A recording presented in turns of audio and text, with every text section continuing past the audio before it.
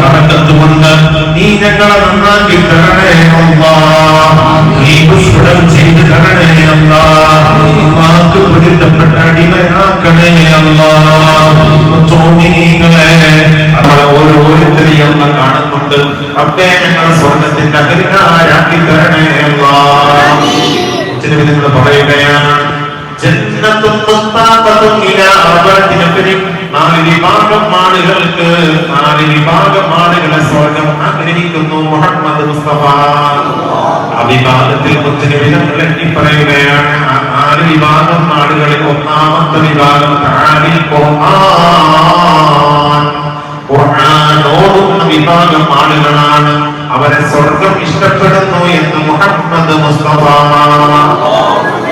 ആഗ്രഹിക്കാൻ ഖുർആൻ ഓതുന്ന മനുഷ്യൻ, ഖത്തമോ ഓതുന്ന മനുഷ്യൻ, യാസീൻ ജീവിതത്തിൽ പകർത്തുന്ന മനുഷ്യൻ, ഖുർആനിനെ ചൊല്ലിക്കുന്ന മനുഷ്യൻ, ഖുർആനിനെ നെഞ്ചോട് ചേർത്ത് വെക്കുന്ന മനുഷ്യൻ, ഖുർആൻ ഓതാൻ അറിയില്ലെങ്കിൽ അതിന്റെ ഓരോ പേജുകളെടുത്ത് മറിച്ച് അതിലേക്ക് നോക്കുന്ന മനുഷ്യൻ, അതൊക്കെ വലിയ പുണ്യമാണ്. മുഹമ്മദ് മുസ്തഫ.